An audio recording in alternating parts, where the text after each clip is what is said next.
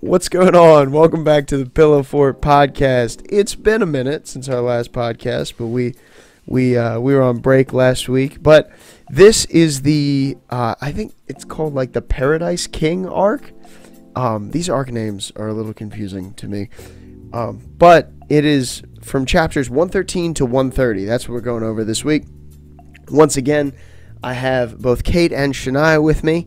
For those of you who are new to the Pillowfort podcast, Kate's never read The Promised Neverland, but both me and Shania have, as we're going through it here. So, once again, Kate, how do you feel as the newbie about this arc? Just general thoughts. Yeah, well, I love how we started with, like, the super awesome crew just destroying the, like, factory farming plantation. That was such a good start to this arc. Like, I was so interested. Abrupt, for sure. Abrupt. Super abrupt, first of all. And, I mean, at this point, we're coming off of the last arc where all of these humans were attacking the base that the kids were staying at.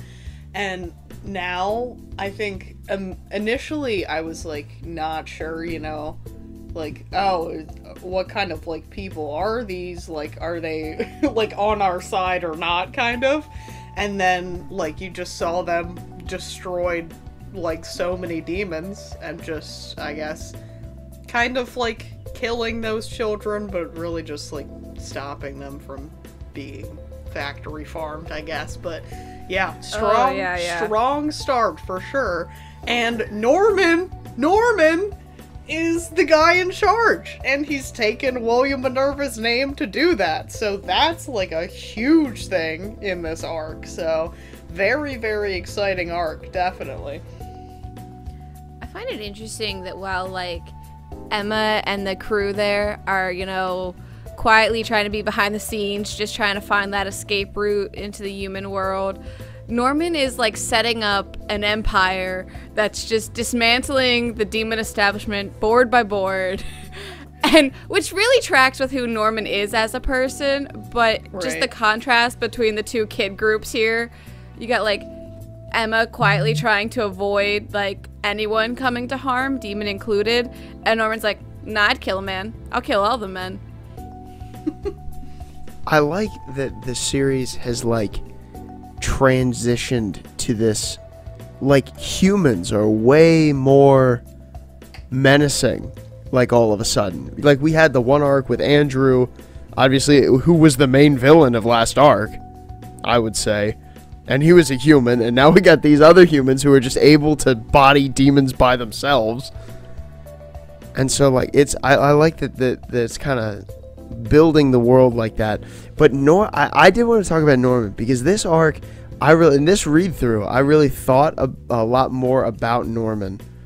I just like, I got this like feeling from him through this arc that he's like not like fake with anyone. Like, he really does care about Emma and the kids, but like he's able to switch like what he's saying with the people he's with to be like, no, all the demons are gonna die. I wasn't persuaded by her at all. Like, and like, I believe him on both fronts, that like he cares about Emma, but like he's always been kind of like this, I think. Even remembering him in the first arc, he's always been like this, like Emma has this idealistic thing and he'd like to do it, but at the same time, he's going to shoulder reality for them. And I didn't know if you guys had any like other Norman thoughts, but Norman really got me this arc. Yeah, definitely. Like, I do see definitely, though, how he's changed over this time period. Because it does seem like, at first, we did get the very kind of old Norman where we're sitting at the table. First of all, during that whole first sequence when they were, like, seeing each other again, And, like, really the first meal is really what got me. Like, I was really on the brink of tears. I was like, I'm reading something, like, how am I gonna, like, start crying right now? Like, this is crazy. I was very touched by the reunion, so I was happy about that. But then, like, we see, all of the people that are with him saying things about how he's acting different because they came back. And then I think with the conversation later that Emma has with him about, you know, not wanting to actually kill all the demons, we kind of see that more. Because I feel like the old Norman would have been like, I want to make Emma's dream happen no matter what. We're gonna make it happen. We're gonna change some things around so that we can do that. But now he's kind of gotten this sense of, we're in reality here. He has, like, huge responsibilities now, first of all, because he's in charge of, like, 100 children now. Yeah. So, like, he's kind of thinking more of the bigger picture, which I think shows a lot about how he's matured, too. I think, too, like, it's interesting to see how it almost feels as if him and Ray have switched ideological places. Yeah. You know, like, Ray in this arc is absolutely like he's even the one. I love that moment where he goes up to Emma and he's like, you don't want to do this, do you? And Emma's like, no, I don't want to do it. I love that, like, Ray has become that, and I think it's just, like, the circumstances, right? So, like, Ray has been with Emma this whole time, and obviously Norman hasn't. So, like, left in a vacuum, this is what Norman goes for, because he is more practical. Like, that's just who he is. Both him and Ray are like that, but Ray's just been with Emma this whole time. And I think a big factor, and they brought this up, I think, in the arc too, is that the main group met Sung-Jo and Musica, and Norman hasn't. So Norman has no experiences with good demons at all, whereas the main group does. They lived with them for a while. I didn't know if you guys had any thoughts about that, but yeah. Yeah, I think, like, Norman has shifted a little bit, but I think it's also, when he was at Gray's Fieldhouse, his only purpose was to make Emma, not his only purpose, but, like, his main drive was to make Emma smile and to do whatever she needed. But now he's grown to become the, you know, default father of, you know, hundreds of children that he's been taking care of. And so he has to do what's best. And I think that one panel is really striking where it says, you know, he'll be an angel or a demon, like, whatever he has to do to make everyone's dreams come true. And he just doesn't think, it's like the first time he finds a goal of Emma's unachievable. And then I think you're right, like, Ray has just been with Emma this whole time and is really committed to just seeing her visions out. But what I appreciate about Emma is, even though she won't let go of this goal, she has this vision, she's not dragging anyone else in with her. Like, she's good to do it on her own. She would do it on her own. Ray's not letting her. But I like that it's not like she's making everyone else do it. Like, she's acknowledging that it's probably ridiculous, while also saying, you know, to borrow from another manga, this is her shinobi way, and she will not do anything else. Gonna bring in Naruto. That's a bold move. Yeah, I think it's like, I loved that conversation between Ray and Emma, first of all, because Ray's like, I know you feel some type of way about this, so just tell me what kind of way you're feeling about it. And then Emma's like, I love it. Fine. This is how I feel about it. And Ray's like, that's kind of stupid, but you should definitely tell Norman. I love that Ray's like, that's absolutely wrong. I just love that whole scene of, like, Emma being like, why would you, like, make me reveal my feelings to you and then be so freaking cold? Like, dang, man.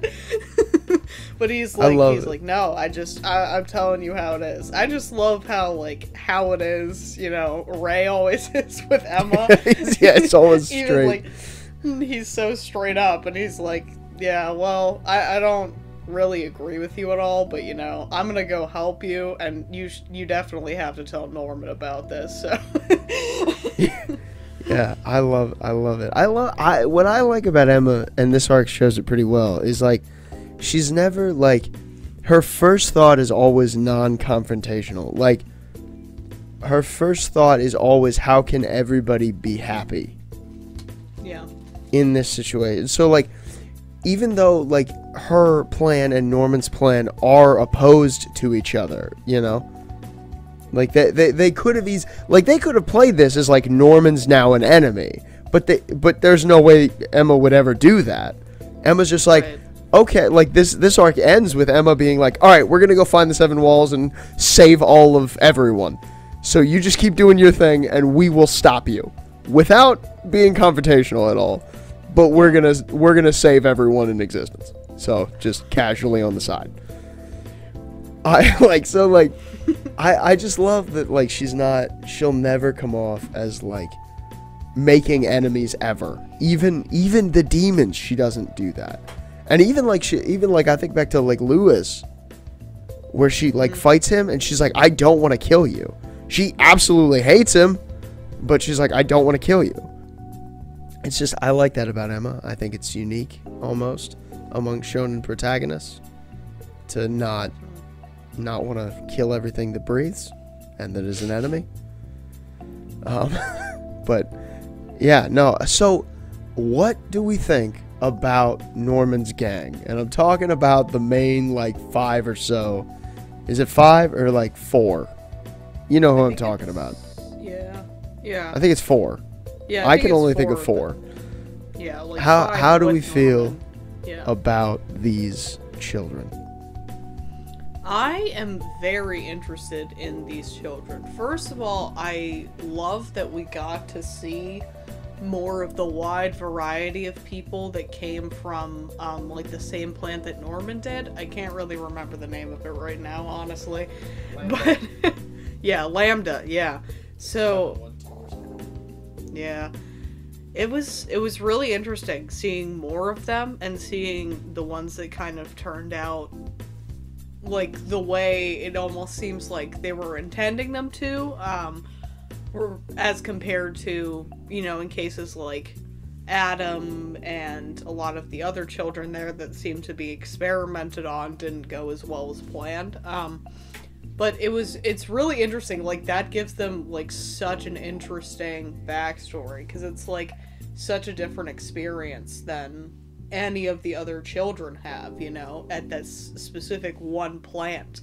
So, yeah, like, specifically, I liked, I was very interested in, like, Vincent a lot, and, like, everybody else too, but like in particularly like Vincent, because he seems to have maybe a bit of a closer connection with Norman, because they seem to be kind of in the same mind of thinking, comparatively to everybody else. Seems kind of like hot-headed almost, except for like Zazie, obviously, but he can't really talk, so.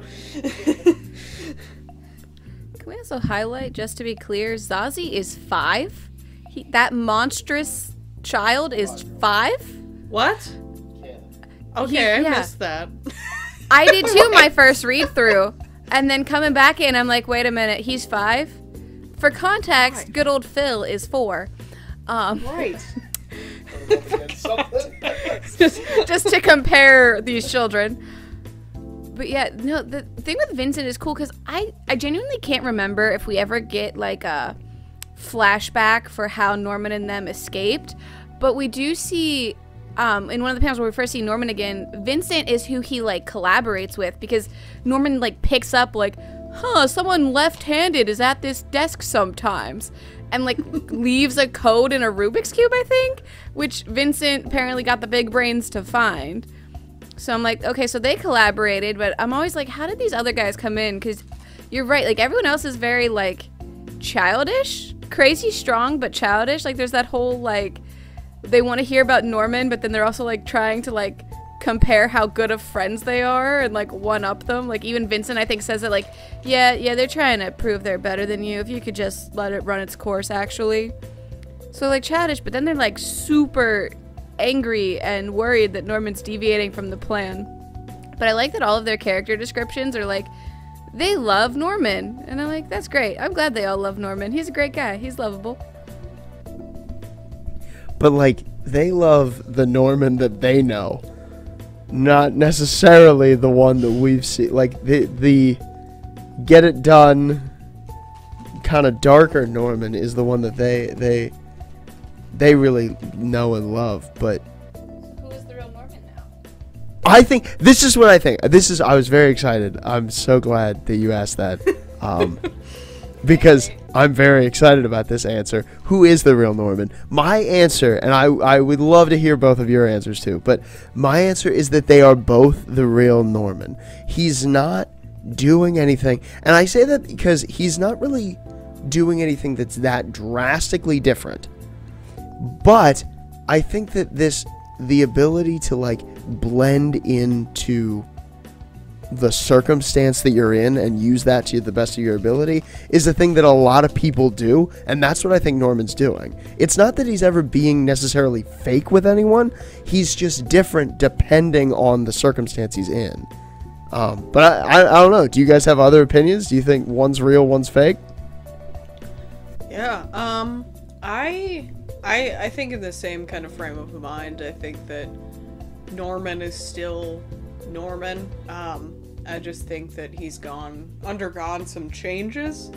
But it seems like he's kind of taken on almost like the leader mentality of like this place here, or maybe like the king mentality or whatever. Like he's making sure that everybody is happy, and that when he talks, kind of like you said, Luke, in those different situations, he's gonna act differently, kind of depending on what he thinks that person wants him to, like, say or act like, you know?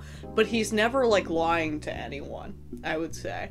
Because, like, even he tells Emma, like, you can go to the wall, you can reforge a new promise, come back, but I'm not going to promise you that I'm not gonna go forward with the plan. Yeah, I think Norman's just become, like, I don't think he's like super changed, but I think he's darkened a little bit, and I think he would is necessitates, you know, breaking out of a facility and, you know, gathering all these kids and organizing clan warfare between demons. Like, there's some darker branching off there, but I think he's most real with Emma and them, and he gets a little back to who he used to be and relaxes a little more, even though Emma can see how much weight he's putting on his shoulders. Because when you see how he interacts with everyone else, he's got this whole other persona he puts up. Even when one of the kids from Gracefield is like, "What do we call you?" And he's like, well, Norman usually works, but boss probably in front of other people, which shows he wants to keep some sort of front and distance. So I think he's had to do like this one calculated persona, and then he's got this more relaxed persona. But again, like, you're right, I think he's like not lying to anyone, because he's upfront with Emma, like, I'm still going to do this unless you get back in time to stop me, and I'm not slowing the train down for you either. Yeah. This is why I think that it's almost like the calculating side of him is the closest to what he actually thinks.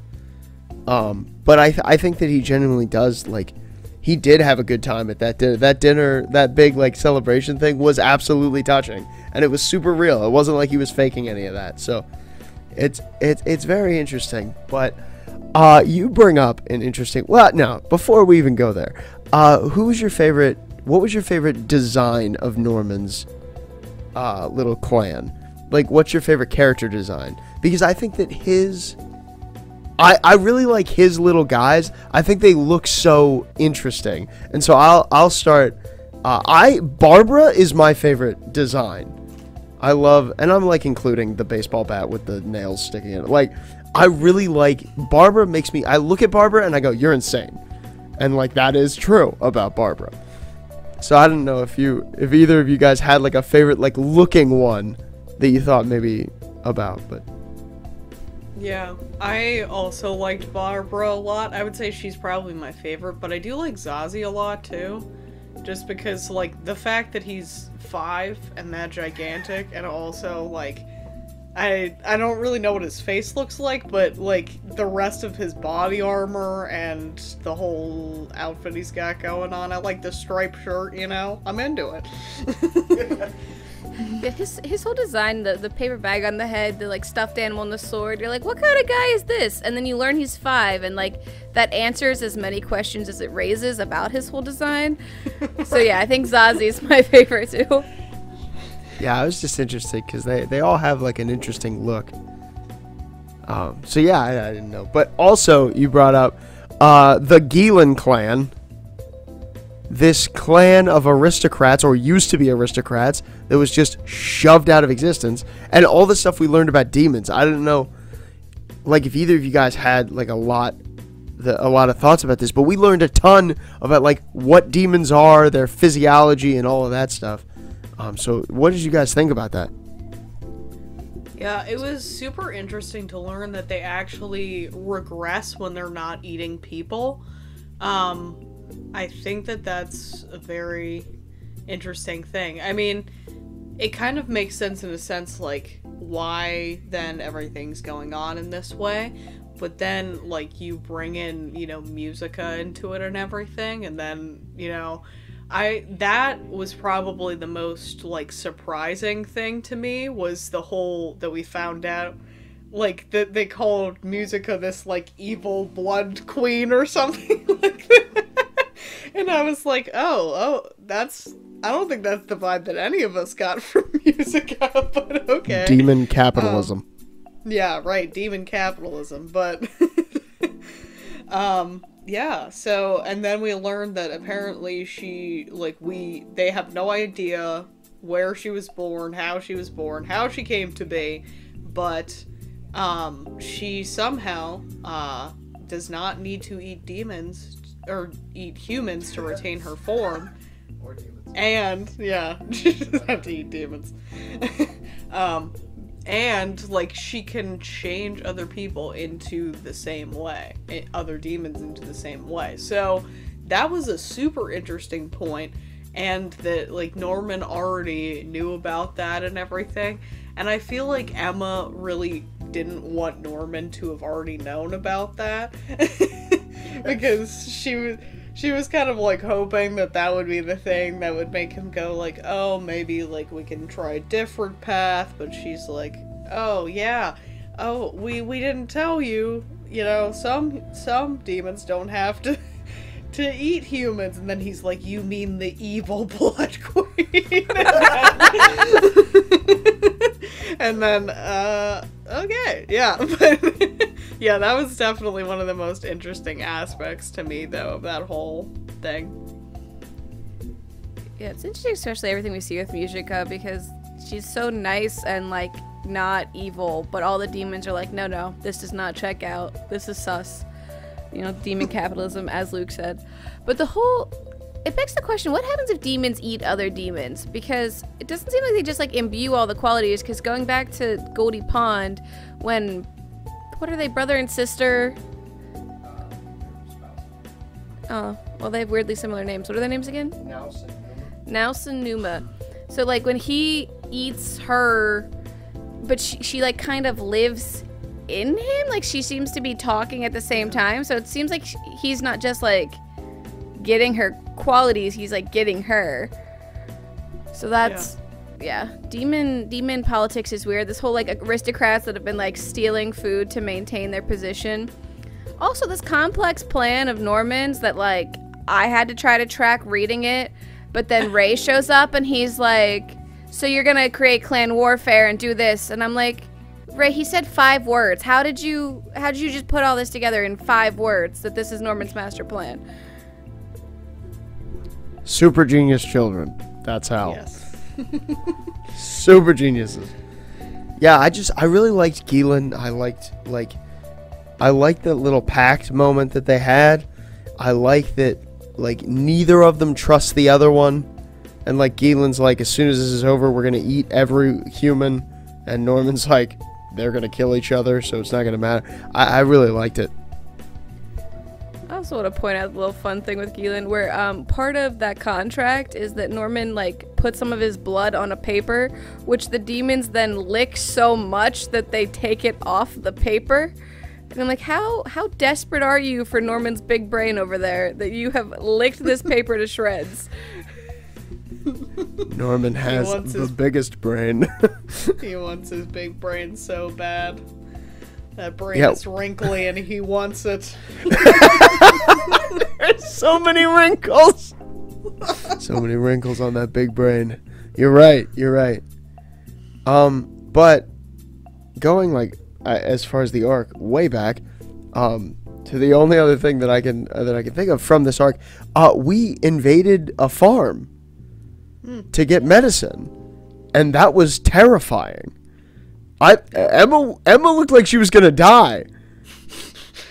I was like, I don't know. What'd you guys think about the little farm episode thing? Yeah, I thought it was so interesting. First of all, I loved how Anna got a little moment there. Where, yeah, I like that. Like, everybody was like, actually, like, Anna's the one that knows, like, the most about medicine stuff. So she would actually be the most ideal person to go. I love that whole moment. And just, like, her even standing up in that moment, like, she had to have been so scared to, like, be like, I should go with you guys. But she did it anyways. And she did a good job. She went along, like...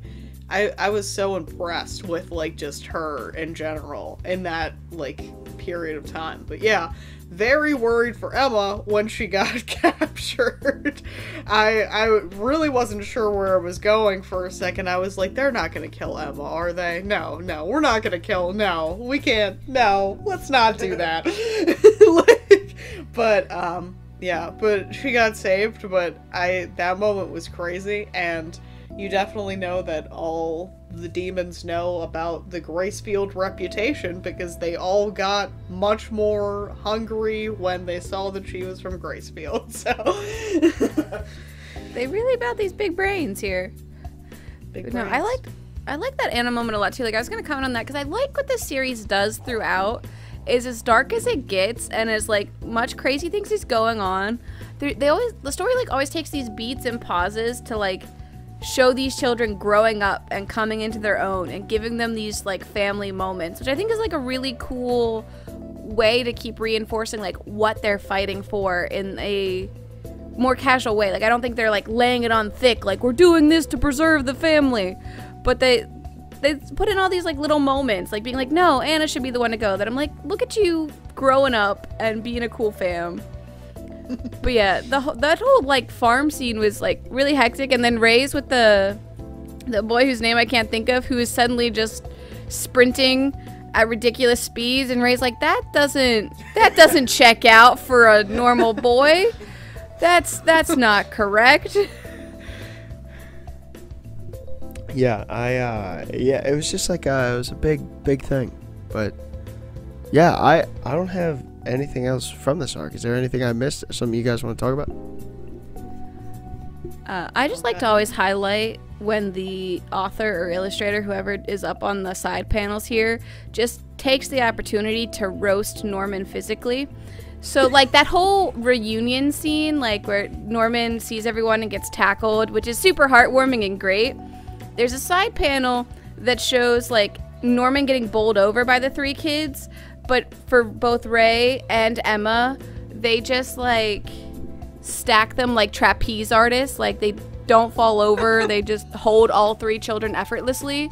And then it shows him like in his office with Vincent being like, what's wrong? And he's like, I gotta start lifting weights. And I'm like, I get it, Norman's not physically gifted, and I'm glad you've not let that die.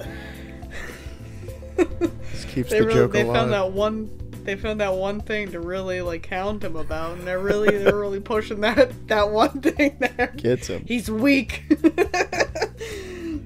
His brain might be wrinkled, but he sure is weak.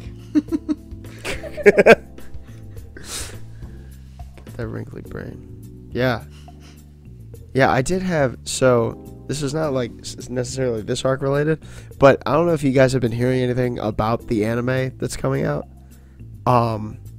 Like still, but they skipped the Goldie Pond arc. Wait, And what? they skipped several major arcs. Sungjo and Musica they haven't seen yet. They're like skipping major arcs in this story in the anime. So For what purpose? I don't know. I don't know why. I don't know. It just I don't love it. But yeah, because this is a Promised Neverland podcast, I thought maybe I'd let you know that the anime is not doing what it's supposed to. But yeah. Anything else before we go to the big three questions? No? Crickets. All right. So once again, I ask, who is your favorite character? And my favorite character is still Lewis. Lewis is the best. I love him probably forever. Kate? I'm gonna say it's still Ray. Ray is still going pretty strong with me here. He didn't Nice. do as much here, but I still Not a- liked the things that he did do, so. Nice. Shania? My girl Emma is back to favorite. I gave Yugo his shout out, but now Emma's back reigning supreme. Nice. So yeah, the big three and their ranking. So once again, I'll go first. I'll start at the bottom. At the bottom is Ray this time around. He didn't do a whole lot this arc, as we've said, but I think I'm starting to like feel like he's on the bottom. Not like in a bad, like Ray's an amazing character, but like of the three, I think he's my least favorite right now. Then Emma, and then Norman took the top spot for me. I really, really related with Norman this arc, and so I like he had to take the top spot for me. But Kate, what's your ranking? Yeah, so I would probably say that for this arc, Norman also took my top spot for this arc, because his reintroduction was very good. I liked it a lot, so. And then I'm gonna go probably Ray and then Emma. Wow. No love for Emma. Listen, Luke put Ray at the bottom for me, so we all have to suffer. That's fair. So my rankings, ever the Emma loyalist. I just like how she continues to grow, where she sticks to her principles, but she also understands where not everyone's going to agree with her. And so she's content to do it on her own, but she stays true to what she believes is right. And I love that. So many things happening. I don't know. I like Ray. I like that Ray's gonna go with her. I like that he's like, I'll help you see out your stupid vision. That's fine. And I'm like, thank you for supporting my main girl. Unlike Norman, who is number 3. Shania, always the positivist. What? I don't think that's a word, but whatever. And so that brings us to how does this arc stack up against the other arcs? And Kate, we'll just start with you again since you're the newbie. How does this arc stack up with the others? Yeah, I am going to say, this is a bold statement, but this is my favorite arc so far that we've read, I feel like. Whoa. I like it a lot. It is really good. Just like all of the new characters we got introduced to were super interesting, and yeah, I really loved this arc. Yeah, I don't think this arc quite makes it to the top for me. I think Goldie Pond is still hanging out there right now for me, but I do like that we got the band back together. And I don't necessarily like how they're working together right now, just with the new dynamics, but I'm happy that my family is back. Yeah, I think this is probably either my second or third favorite. So Goldie Pond is still the top. Again, my boy Lewis is the best, but Goldie Pond's still the top for me. But like, this might beat out the first arc. Like, this is so cool. So much happens in this arc. We learn a ton of things in this arc. Norman's back. All of his clan's really cool. Yeah, so I really like this arc too. It's super cool. It's one of my favorites for sure. But yeah, anything else, guys? Anything I missed? No. All right. Well, hey, thanks so much for listening to the Pillowfort podcast with us. This was the Paradise King arc.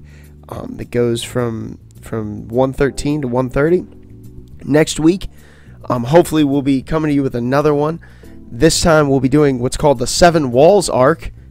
Ominous music plays, which is from chapters 131 to 145. So yeah, read along with us, catch up, and we'll see you next week. Thanks for listening. Like and subscribe. Subscribe to the channel, like the video. And until next week, we'll see you later.